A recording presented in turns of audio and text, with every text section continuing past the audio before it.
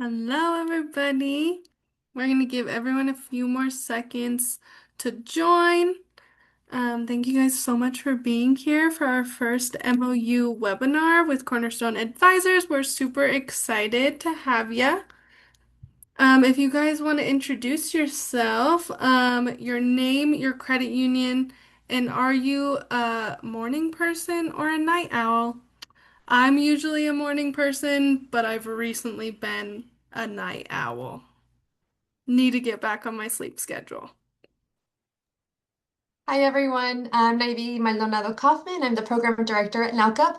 Same as you, Gabs. I've usually been a morning person, but lately I've been a night owl.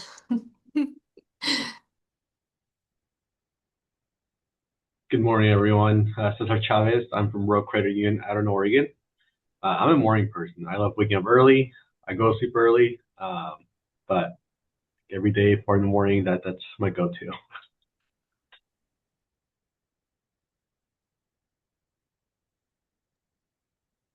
I'll go next. Good morning. My name is Gabriela Leon or Gabby, and I'm with Guadalupe Credit Union. I'm a financial coach and outreach manager, and I think I'm a little bit of both. I have a 5-year-old who struggles to get up early during the week, but on the weekend, she's up bright and early.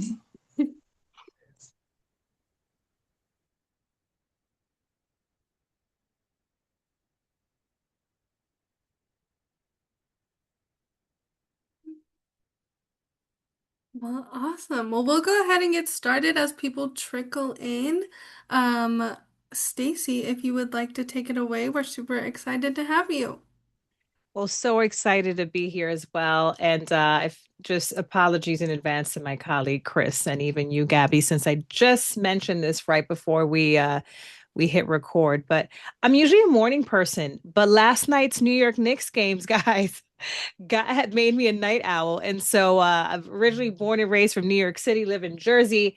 Background is my parents are from the Dominican Republic, first gen, but I am a Knicks fan because of my dad. And so it's been a long time. And yeah, I'm gonna try to stay focused on conducting today's webinar, but do not be surprised if I make several New York City references for what it's worth. So yeah, let's rock and roll. And again, such an amazing honor and pleasure to be here again alongside my colleague Chris Monty.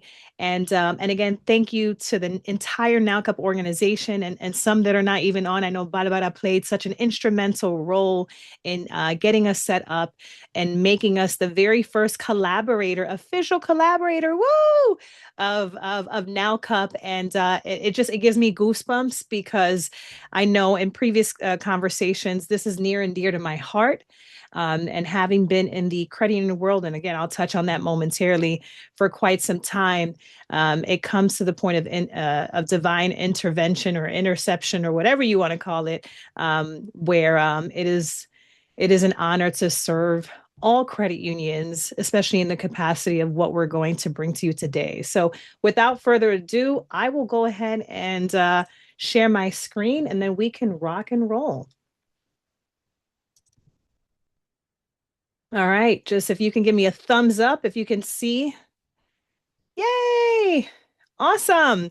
All right, y'all. So let's get it started. We want to make this as interactive as possible. You will hear that at least I try to be as passionate as possible. You will hear the same conviction from Chris momentarily, but we want this to be interactive. We want you to just raise your hand and ask questions or add comments, whether it's on the chat. We want to hear your voice.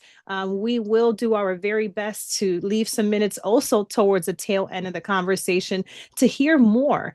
Please pick our brains and our souls for that matter. So without further ado, Raices Profundas, Resultados Reales, deep roots, real results. And today we're focusing more on, as you can see here, how your credit union that drives on missions and core values and literally is comprised of the 8 cooperative principles of credit unions, how we can use that as our own competitive edge in the markets that you serve. And we're going to try our best to not be as formal, but more so conduct this in a way of a virtual roundtable of sorts.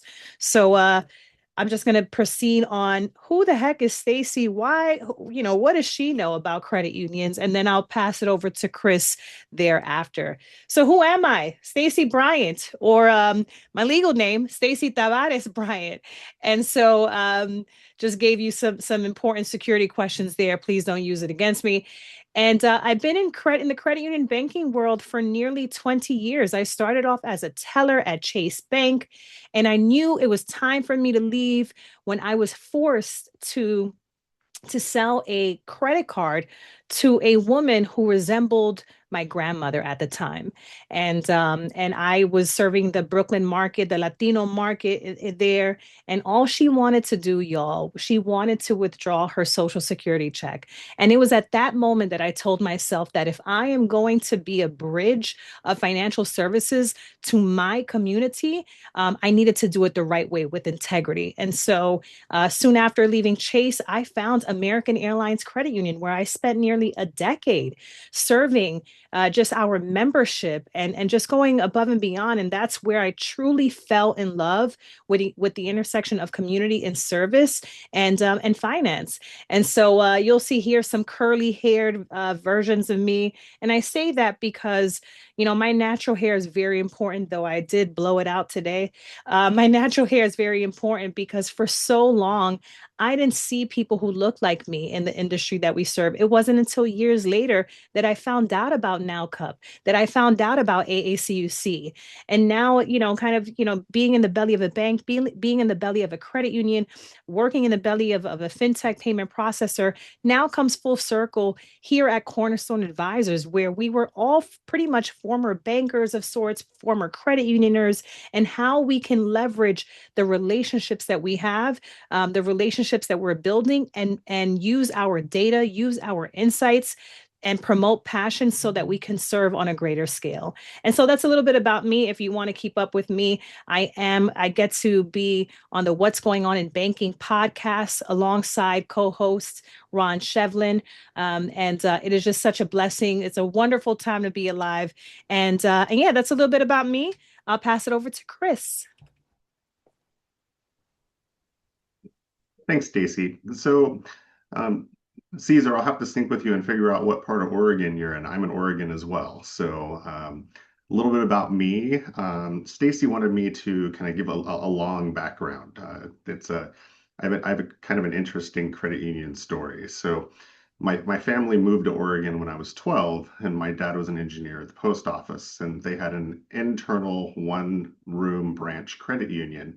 And we opened my account when I was 12. And it's funny because that credit union got to see my first car, see my first delinquency on my first car, see my first fixing my credit account, see my first probably credit card, line of credit, and home loan. And then fast forward, after getting a degree, becoming a professional, getting into litigation negotiations, I sent a letter asking if I could be a board member.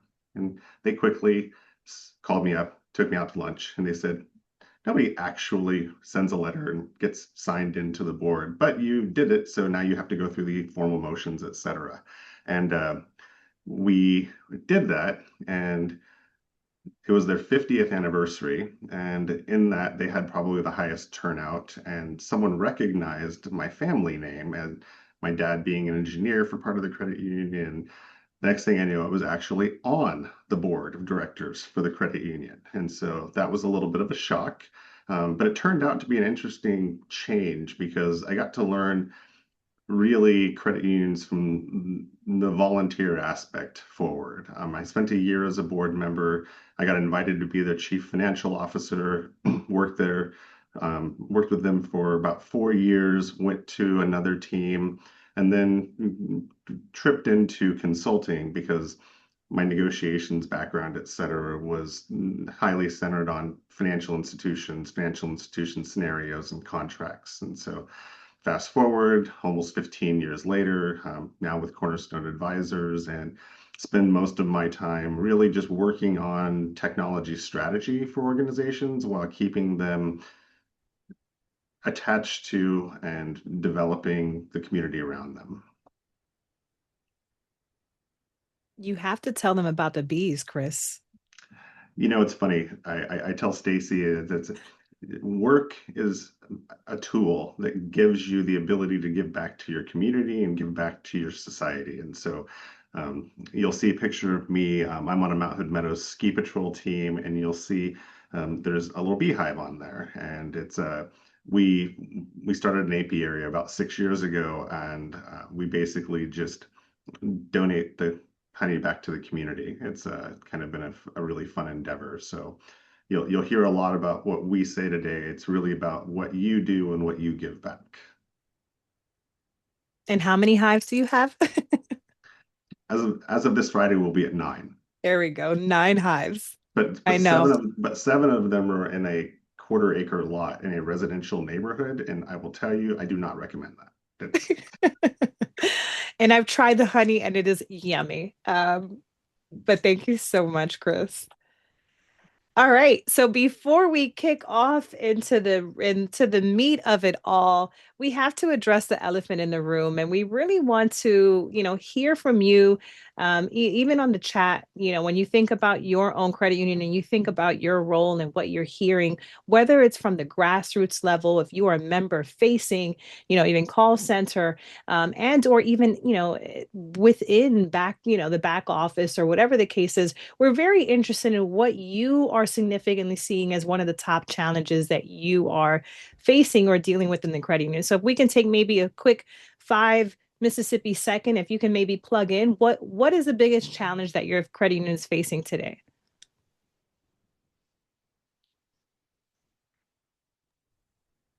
I can mention something real quick. I think most creators are going through this challenge, which is engagement of the next generation, so the youth, uh, especially in the credit union industry, uh, and then educating the difference between a bank and a credit union to those youth. Because at the end of the day, I don't probably not the right word. I don't think they care, but being able to get to them and make that difference is important.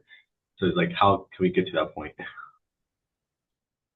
Caesar, it's so funny. I just met the first board member of a credit union earlier this week who's a Gen Zer.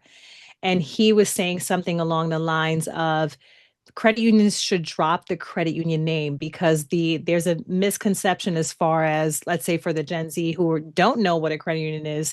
If you think about credit union, do I need credit and do I have to be part of a union? So just wanted to add that for what it's worth.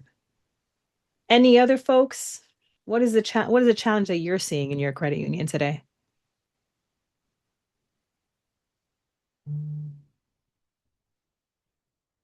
And I know we have some in the chat, but we'll dive into what we're seeing. And so at Cornerstone, Sharon Shevlin, who leads our research for the past several years, what him and the rest of the research team, what they do, y'all, is that they get a whole bunch of data from your leaders, from credit union and community banking leaders.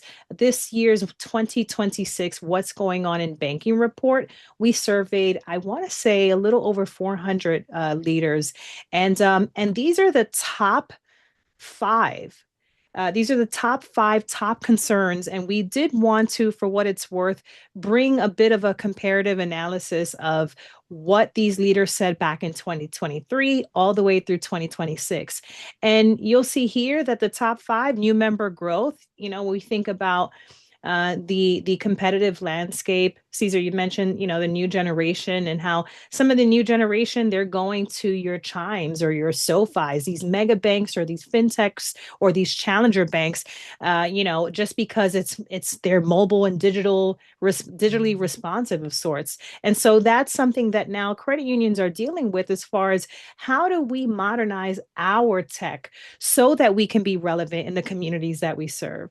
We have efficiency and non-interest expense, the operational costs and the overhead that it takes to run a credit union. What does that look like now? Particularly, let's think about some of the folks that are really no longer going into the branches, but we have branches, and to have a branch or not to have a branch, that is the Shakespearean question. Consumer related fraud, that's increasing. We think about AI, y'all, and guess what? with AI, the bad guys are going to leverage that now.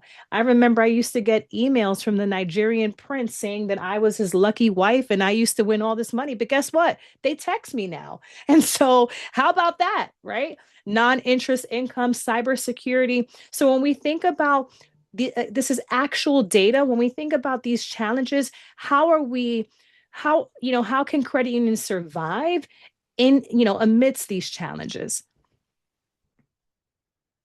And before we give you some sort of a playbook and we provide what other credit unions and how we're seeing success and how they're combating that. I was having a pre-call conversation with Chris, and Chris, God bless him, he is probably creme de la creme of one of the creme de la creme people that I know ever in my life, especially when it comes to, also being able to call him a colleague. And he was saying, Stacy, before a credit union can dive in and to become modern and to be able to scale, that starts with the individual. And I said, Chris, you are freaking right. You are absolutely right. It does start with you. And I'll be honest, again, having been in banking for nearly 20 years, it's understanding myself, my passion in serving communities, particularly communities that are underserved, unbanked communities where they have grandmothers who look like my grandmother, who are going through the same, just want to go into a branch and have this access, or perhaps, folks that look like my brother who just want to start and, start their credit. So before we can help someone else, before you can love someone else, you got to love yourself. And so we wanted to take a moment on what that really looks like. And we wanted to just provide you with some affirmations. I am a words of affirmation girly. And so we wanted to start with these powerful affirmations. I am my local credit union. I am the community around me. People will look to me and say, if they can do it, if Caesar can do it, then I can accomplish that as well. And so when we look to one another and we really embody what it is that we're doing, just regardless of your role within the credit union, understand that your presence and your existence and your contribution, whether it be via feedback or what you do during your business development days when you are out there in the community, it does not go unnoticed. And I'll pass it over to Chris at this time. Yeah, I think this is probably one of the crucial things that changed my career, and that was when I started interacting with the credit union, started volunteering with the credit union, and then I started to learn, well, how do they give back to the community? Because as a volunteer, you get to participate, and I know we were in Salem, Oregon, so the big to do was Relay for Life, and we had, it was American Cancer Society fundraiser. We were part of the structure that put the event on. But when I looked, and I think kind of Caesar's stating at the beginning, how do we teach the next generation who we are and the difference between a bank and a credit union? Funny story, when I was in high school and college, nobody ever thought that I was going to end up being in and around Salem, and certainly nobody thought that I was going to be volunteering and running large events. And I ended up on the front page of the paper on a Relay for Life event, holding our fundraising goal or something or another. And somebody from high school reached out to me and like, wow, I never really pictured you like engaged in the community. And I was like, well, I mean, you have to become part of the community. And, even today I've spent 12 years on a ski patrol team, and, volunteer for some volunteer organizations running their financials and investments. Going back to how do you get engagement? How do you show people what you are? Was a couple ground rules. One, get out in your community and tell them, I'm out here, I'm doing this, and I'm representing my credit union. I'm doing this because our credit union endorses this. Go to a school and volunteer in a school, or do something that shows other people, hey, this is who we are and how we do it. Something else is, Stacy and I were really talking about, how do you develop yourselves as professionals? Because even if you're, even if you're 40 years old, you can still do something that can advance your career and your game and elevate what you can give back to society. I told Stacy that, one of the, everybody looks to like traditional colleges and things like that. Obviously, a degree can make a difference in your life, but I actually think that the CEO of a rogue federal credit union, Gene Pelham, he was the prior CEO. I met him when I was a CFO, and he introduced me to the CUNA management program, or Western CUNA Management School. I ended up graduating from that and ended up just getting to know and understand, about a dozen leaders from other organizations that I still talk to today. And, we now are contributing to helping other leaders learn and give back to the community. And, I would just challenge you all, whether it's, a 1 or 2 day course from Cornerstone, whether it's a Q's seminar, whether it's Western CUNA Management School, which I will personally give a career changing shout out to if you guys haven't looked into that. There are 4 across the country, and they are worth every minute of them.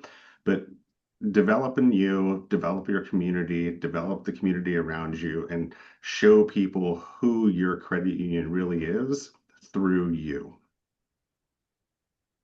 That was beautiful. All right. So, a little bit about how your teams may be able to benefit from really regardless of size and complexity of a credit union. Cornerstone Advisors is really a culmination of professionals that are designed to work with you, overcoming the strategies and the obstacles that your team is trying to overcome. And so we have a list here. 2 of them I've highlighted green, contract negotiations and performance improvement. Contract negotiations is an area where credit unions have a lot of difficulty because there's very little transparency. So unlike when you buy a car or buy a house and you can get all these details and do price comparisons, when you spend $1 million in a credit union, they kind of lock you in a vacuum, they turn all the lights off. And we have some databases and tracking systems because of some functions that we do, which allow us to see in real time the data that you should be able to see, but we haven't quite gotten everybody's permission to publicize all of everyone's pricing. And so, but the teams that use our performance benchmarking and our contract negotiations tend to have very high returns on investments, which allow the utilization of the other services, such as turnkey vendor management, helping with strategic planning. We do a lot of just technology research and distilling markets because a lot of teams, when they buy technology, they phone a friend or they go to a board and they say, "What should I do?" And really, when you're buying technology, it has to do with your playbook. It has to do with what you're trying to do and the technology you have in place and what integrates with it. And then as we get into some of the more expansionary areas, we do a lot of advisory. We have some, departmental program improvement services. And then we have teams that have come to us and said, we need to change 5 or 6 technologies and we don't even know where to start. And I think that's probably where we really bring a lot to the table. And then if your team is looking to grow through either organic growth, natural merger and acquisition, or competitive merger and acquisition, we can assist with each of those as well. And I just want to add here because Chris won't say this, he is super humble, but when we think about Chris spoke about a few minutes ago as far as like how it starts with you and this personal advancement and how do you understand your own purpose and bridging that to the credit union that you serve. And one of Chris's greatest strengths are, we get to often have conversations with a lot of credit union leaders who are experiencing major frustrations around some of the challenges within the credit union world and within the competitive landscape, and so they don't know what to do. And they complain and they use us as that cushion, and specifically more so Chris. And I think the beauty, Chris, is that you really can understand, what's at hand here. They have a mission. They want to stay aligned with their mission. However, what got the specific credit union here today won't necessarily take them to where they need to be. And so, Chris, you do a remarkable job in understanding, these credit unions' frustrations, pain points, and North Star, and convert it in a way where it's like these are the solutions. More so like a la carte customization of sorts, as far as let's build some sort of roadmap and let's do this one by one. And I know you're going to start diving into what that looks like from your own personal firsthand experiences with credit unions of so many asset sizes. So I just wanted to add that as well. Thanks, Stacy. So a lot of teams, I think they get a little confused when they think of consulting firms and the consulting companies. They bring flashy charts and, we're a boring company. We are a vendor management company. Vendor management at its simplest form is the management of the relationship between you and the important technology that you need to deploy to serve members. And even though that sounds really simple, when you look at this chart, everything that you have to do with every one of your vendor partners falls somewhere on this circle, which is why I like to say that even though the different departments feel like consulting firms, what we are is actually a team designed to help you mitigate risk. And so just kind of walking through this from the top, when you, at the very top where it says contract roadmap kickoff or identify action, that's where you have the idea. What are we doing? What are we changing? What are we adding? What direction do we need to go? And whether you're talking about your core, digital banking, lending, account opening, any number of marketing, human resources, or other services, it all starts there. And then you have to go to the market. So when you see Market Pulse, this is our area where we will go and do research for you based on the quality of interaction with clients and the quality of interaction with the market. But it really is a method for you to get research and unbiased information on who's who in the industries that you're looking at. And then kind of at the third bullet point or third square, then you make a decision. Are we going to keep what we have? Are we going to look for something new? Are we going to add a new product? And then go into the fourth, then you have to go out to market and figure out, what we're going to look at and what the process is and how do we dive deep into that. So we have several teams that are designed to functionally help you examine all of these through a standardized process so that you don't have to come in and invent the questions or invent, how do we do this in a high professional way and how do we get the data? We bring it to you for you. And then from a negotiations perspective, we have 3 different tracking systems. So we have a vendor contract system that we track all the data from, that clients are uploading all the information and we're taking that information and turning it into market data. We do negotiations. So we take all of the end results that we achieve and we track those.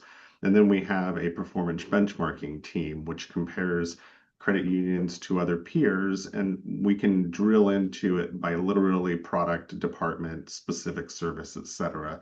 So again, what you're doing is you're trying to get accurate data, and we're bringing that data to our clients. We also, when we do negotiations, we have about 250 areas of the contract that we can assist with.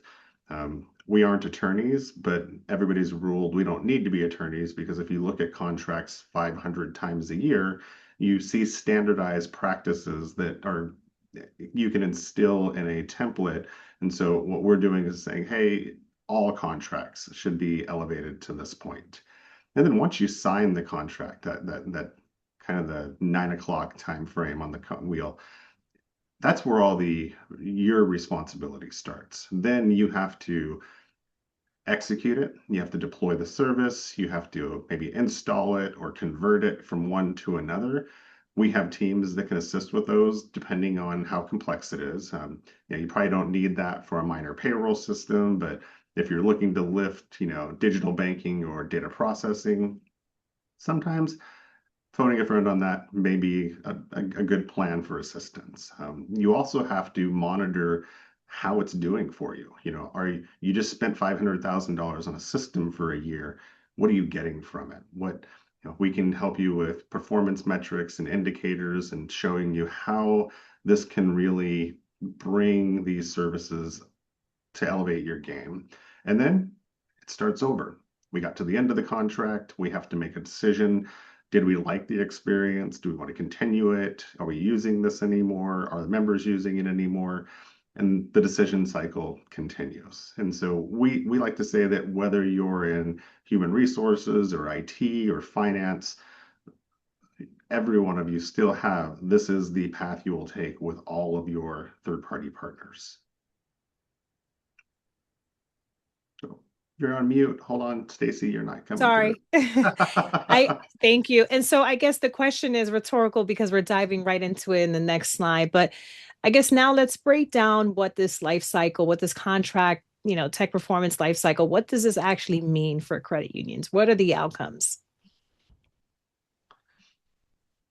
So one of the things we hear is Cornerstone's too big for everybody to work with. And I think it's actually the opposite. Where we work the best is small credit unions that are competing with the boots on the ground level. And so I wanted to start with these two financial institutions. Both have been clients of mine for more than 10 years. Both are CDFI credit unions. Both serve the Hispanic market that are basically in areas. One is in the Rio Grande Valley, and the other one is in a high density area in Wisconsin. And their whole purpose is to serve the Hispanic market. And so when they started working with us, both of them did not make a profit. They were grant-based credit unions, and they filled the gap with, money donated to them. You can see on here, we did negotiations with each of these, one of them 7 projects, one of them 6. And we were able to return more than 5 million in savings to Rio Grande Valley, and I think we're a little more than 1.8 million. I think we're just over 2 million in savings returned to Prime. And what was interesting with both is neither one of them thought that any of their savings would be more than $50,000 or $100,000. And I remember when, after probably 3 or 4 years of contract negotiations with the Rio Grande Valley team, their CEO at the time called me and said they made a profit for the first time on their own in the history of the credit union. And that was powerful because they went from feeling like they were dependent on the community and donations and barely making it to really being able to financially be independent and start giving back to the community themselves. A couple other examples we have. So these two are a little larger, and I want to use these because similar results, but you can see that it's consistent across asset size. So the first two we looked at were under 200 million. Now we're looking at just under 500 million. Topside, they're a fund credit union. They tend to serve more of the armed forces communities, have base access, where if you're familiar with armed forces, not exactly very high income and kind of, awkward scenarios because they're there paying their bill one day and the next thing you know, they're deployed somewhere and you have to adapt and they don't have any control over what they're doing. So, but we started working with them again a little more than 10 years ago, and through 21 projects, they do a variety of things. They're probably one of the more engaged. They helped us pioneer the frequent engagement model, which is simply setting up a monthly or quarterly meeting, talking to your teams about what's coming up and what you're doing, and taking those strategies and bringing those together through collaborative contract negotiation. And they're just over 6 million in savings in that time. So their CEO literally said, he said, if I had told him we were going to hand him on average more than $500,000 a year, he would have never hired me in the first place and would not have believed that it would happen. And then in our discussions with the teams that are 750 million to 1.5 billion. So Wisconsin Credit Union, they were about 900 million when I started working with them. We've worked with them since 2014, doing pretty much every project more than once. And so what the data showed working with them is the teams that look at, like, we negotiated our core. Well, sometimes they do that and then they put it on the shelf and they forget about it. And what this team did well was allow us to, for every 5-year contract that was material, right at the 3-year mark, we would come in and aggressively do searches, requests for proposals, and use competitive leverage to be able to force them into better positions. They were the first team that I hit 20 million in savings on. So we've actually averaged more than 1.5 million per year working with them in return. And they are one of the most efficient credit unions that we work with as a result of it. And then we're actually going to give you a little bit of additional information on this credit union because this really tells a story. So they're a smaller credit union. They were about 500 million when we started working with them. We've done all of their major contracts over a 12-year period, but through the time, their CEO and their CFO, they actually discovered that their team signed some contracts that they found out later were huge mistakes and basically said, hey, we want you to target and strategically help us when the time is right go from where we are to the best contract position that we can be. And this was the first team that we cleared 20 million in return to them over the series of their relationship with us. They actually did a small testimonial case study, and we're going to include that in the distribution because it really gives you, it's a variety of things. Some might surprise you. We're not working on just major systems. We're working on things that are material to the credit union, and you'd be surprised how many really expensive bills credit unions have that folks really don't know if they're getting good pricing or not. And once you get clarity to that, it just gives you, imagine if you had $1 million to give to your community in a 5-year period and you got it from the vendors you were already paying. I think that's really the gift behind what we bring to the table. Now, Chris, I'm usually on the road several times a month and going to different credit union conferences and just, banking conferences overall. And one of the main, what I really hear from a lot of credit unions specifically, and we start speaking about just the success stories and the contract savings of a lot of these credit unions that you spoke about. Some of the comments I get as well are, well, Stacy, I'm an attorney or we have a general counsel. We negotiate our own our own contracts. We're good. We have to stick to our strategic initiatives. We're dealing with AI. What have you seen?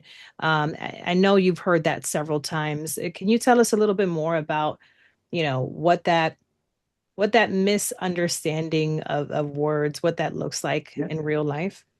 So it's interesting.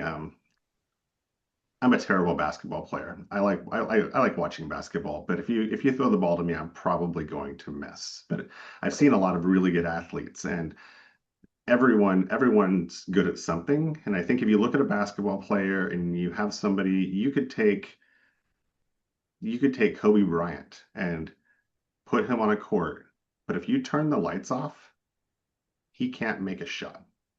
He might try. He might throw the ball up. He might even hit the backboard. But there's a certain point when you operate in a vacuum where you can't see and you can't hear. It's all about the data. And so I have a friend.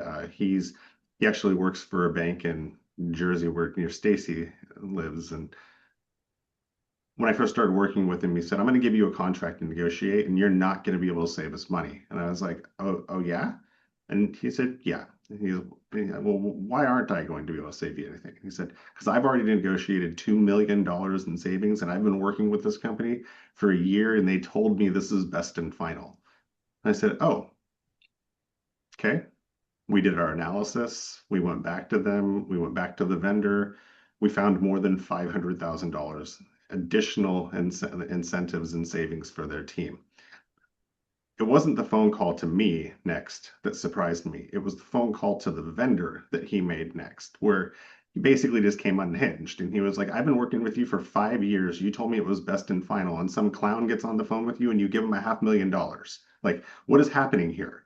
Well, what's happened is we have transparency in the market. I was able to target specific line items that needed to change, and it was based on data that the individual did not have. Fast forward 4 years later, that same individual came to us with the same contract for a renegotiation. We've saved them more than 4 million since then. And so the transparency of the market also changes because you are changing. Your credit union's changing, you're growing, your transactions volumes, they're increasing. These are all factors that weigh in on the competitiveness of every signature that your team signs in a contract. So it sounds like we collaborate more than compete. Very And much so. so, I would also, if we were to encapsulate everything, and so, the premise of today's webinar is to really, you know, give you a nice deeper dive as to what we're seeing and how credit unions can compete, in this day and age. These contract savings, Chris, you mentioned some of the CDFIs and how now they're profitable. But what does that really mean? Especially, we started the conversation as far as, these challenges and being able to, have digital experiences like your Chimes and your SoFis. What can these contract savings really do to help, these credit unions really become smarter and relevant in the communities that they serve? So the challenge that we went through when we started doing the analysis for clients was take all of the technology spend that you have and add it together. That's step one, because nobody's actually looking at it. They look at income statement and balance sheet, but let's face it, you need all the people you have. So we can't really look at that expense. We're not cutting people because we know we need more people to do more and a minimum amount of people to get the job done. So if you take your technology spend or maybe your top 80%, if you were to look at your 80% of your money is going to 20% of your invoices. And so if you took that top 20% and said, what are we spending on the top 20% of our bills? Add it together, you're probably going to get a number per year that's in the millions. What if you could lower that number by 10% and give all of that money back to your community? What if that 10% was only a third of what we could save you? Our data shows that the folks who listen to us and follow our technology performance program pay about 32% less than their peers based on our peer benchmarking program. So we have the data that shows the measurements behind it. And then what if you took a third of the money and gave it to the community around you and 2/3 of the money and invested it back in you through either empowering your team to educate themselves, maybe, building a community foundation fund and targeting giving back to your community. That's funny. I do negotiations for a large credit union in Wisconsin, their Royal Credit Union, and I remember their team came to me and said, "Hey, we're starting a foundation and we want to put money into it, and we need help finding an investment house to do it." And I remember hearing that in the first phone call after that, going back to our team and saying, "Hey, I want to donate a negotiation project to the foundation Royal's starting." And we ended up doing the entirety of the project for free and then donating to their then formed foundation and showing them that, it was, they said, "We would have paid you for this." And I said, "We're not going to take money for something that is you giving back and building for your community." So again, to kind of go full circle on the question, what if you didn't look at your technology budget as how do we cut it, but rather how do we make it more efficient? And then what if we took money we were paying our vendors and invested it in us and our community? That's powerful. I have a couple of other questions again because this is all I hear, Chris, and curious if the audience may be thinking the same. There are some other negotiators in the credit union industry. I mean, that's the way the cookie crumbles. But we spoke about when you shared the life cycle and you went through it and that tech performance contract life cycle. How are we different? How is Cornerstone different? How do we play a little differently than others in this space? Yeah, I think that you can almost look at Cornerstone as a giant pyramid. And I mean that in a positive way because you can go out and you could probably get bids from three different companies that do all 10 to 12 different services we do. You might be able to find some that are cheaper. You might find some that have little nuanced differences that are something's a little better than something we do and we're a little better something somewhere else. Where we really differentiate in the market and then basically take a step back. You could hire one company to do every single thing we could, but you could not pay them enough to work together. And I think that is where, when you work with a team, let's break it down on a simple basis. If you work with a team on vendor management, they understand all of your contracts, which means they understand everything you're actually doing. When they work with you on the negotiations front, they understand your team dynamics, how you make decisions, your approval process, and what your risk appetite is, because it's going to reflect in what technologies you're deploying and at what speed you're doing it. When you work with us on a performance program using our peer comparison, we have how all of your data from about 1,000 data points compare to all of the other clients that we work with. So then we understand, well, what your strengths, what your weaknesses are, what you are doing and aren't doing, and maybe what gaps are for opportunities that your team could bring forward moving forward. When you use us for, say, strategic planning and you add it to that, imagine if the person who was doing your strategic planning understood everything about your technology, how your comparable figures are to your peers, how you make decisions, what your priorities were for improving operational efficiency.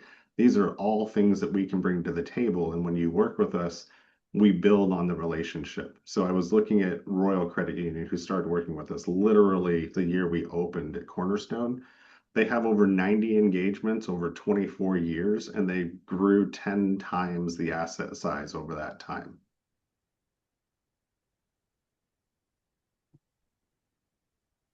Just an extra moment of silence for those numbers that you just dropped.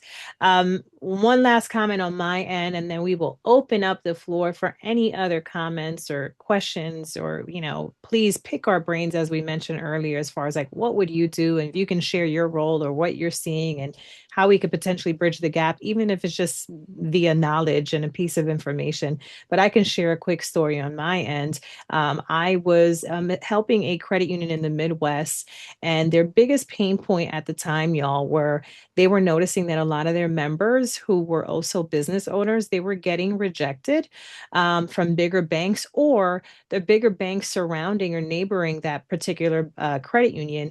They were charging them like just unreasonable fees just to maintain small business accounts. And so, this VP came to me and said, Stacy, you know what? We are finding an opportunity here for us. However, we're set for the year. I mean, our board is not going to let this fly, even though we are telling them that there's a market there. We were able to, go ahead and think about all the many ways that how do we fund this? How do we fund their transformation? And it was through one of their one of their contracts that were on auto renewal that they had no idea that they were able to leverage a significant amount of contract savings. There's a lot of credit unions that perhaps because of the bandwidth, listen, having been at a credit union myself, no matter how big or small that credit union, I think you play the jack or the jackette of all trades. There's always so many roles that you're doing.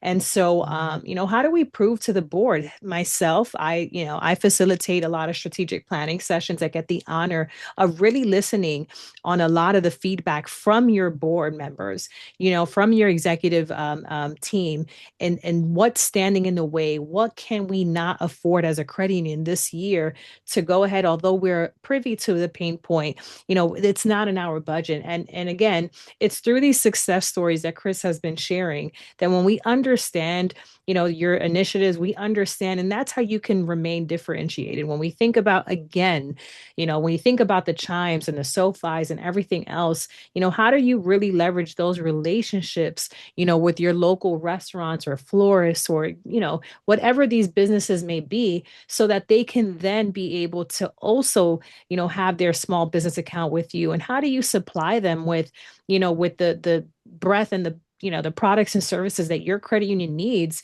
to be able to supply that to them? And so, the happy ending of the story of this particular credit union in the Midwest was it was through contract savings that allowed them to now build a brand new team that just focused on the small businesses within the credit union. And so that's just one out of so many other examples when we really think about what's standing in the way of success. How can you dominate in your market? How can you dominate and stay relevant, and yet still keep your identity within the credit union? And we find that this is the formulaic way, with actual data and passion, that we carry, that we can definitely help bridge the gap. And so, there's a whole bunch of data, there's a whole bunch of reports and information that we have that we can share for free. Just say the word, let us know, and we can send that over. We can help facilitate a conversation, with your team members if need be. Chris, before I pass it over to the audience, what does this mean for credit union? How do they get involved? How do they continue the conversation? What does this look like? I would say first, I want to bring it back to the individuals on this call. As you're looking to yourselves, if you ever need somebody to talk to on, hey, what can I do next? What are some ideas for education, for self-improvement, for cultural giving back to the community, giving back to our credit union? Please reach out to me. My information is on here. I'm happy to advocate and point you in the right direction. I would say that if you wanted to discuss anything we're talking about business-wise, Stacy and I are available. My cell phone number is on my email address. If you send me an email, you'll get that back. You can connect with us on LinkedIn. Between LinkedIn, chat on cell phone, email, we're always available. And I think that, we are here to become part of your community. Use us as part of your community and let us help you expand what you give back to your community. Well, it has been an immense honor once again. And just to piggyback off of Chris, I know when I was, at a credit union, I wanted to do more, Chris, and I didn't know how I can reach the top in a meaningful way. And so, please know that, again, between Chris and myself, we are here to serve you, even if it's through that mentorship and supplying you with what you need. And so at this time, do we have any questions or feedback? I know we have a few more minutes. Please use us. We're here to serve. And while you're thinking about questions, I would ask, did we meet your expectations for the discussion today? Was this something that the participants found valuable? I'll speak. For me, it was. I am 99.9% sure that we're clients with Cornerstone Advisors. So just getting more information, so I'm not as involved, was very beneficial to me. Excellent. Thank you. Caesar, and remind us, what credit union are you with? Rogue Credit Union in Bedford, Oregon. What department are you in again? Internal support. So Okay. it's a newer team, but yeah, I've been here 10 years. So I work with Gene. Okay, excellent. Yeah, gee, if you speak to him, tell him I said hi. He may remember me. The conversation I referenced was from 2010, and it was him suggesting that I speak to a few people on his management team, and he told me a story about how they operate management for Rogue, and he said that he tells his kind of the up and comers, we're gonna develop you, but there may not be a home here for you, and when you're ready to branch out into the industry, we're going to produce leaders, and you're going to be able to step into roles anywhere. And he kind of gave the same speech to me, and next thing I knew, 3 years later, I was graduating community management school and stepping into consulting. And so it was like literally a life-changing conversation. Yeah. He is an incredible leader. Yeah, very, very Matt, high. Matt, Matt, Matt, Matt's a good guy too. I tried to break his financial model, and they got mad at me for that. Tad, one of my friends, just got hired by you guys in the AI. Royal, right? Like when you Yeah, mentioned Royal Credit, I was yeah, like, wait, yeah. He just that's came that. from. So if I find myself in Medford, maybe we can all get together and have lunch. Definitely. Any other questions?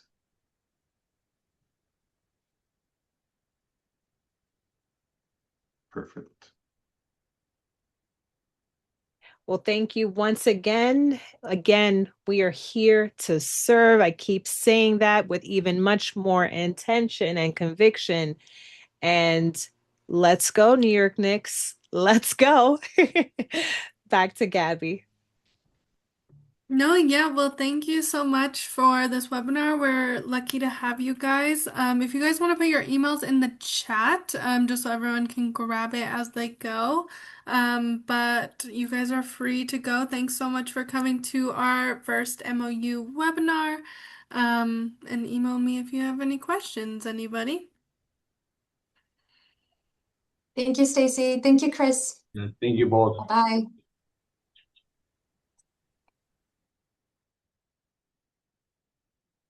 Thank you, everyone. Thank you. Have a good day. You too.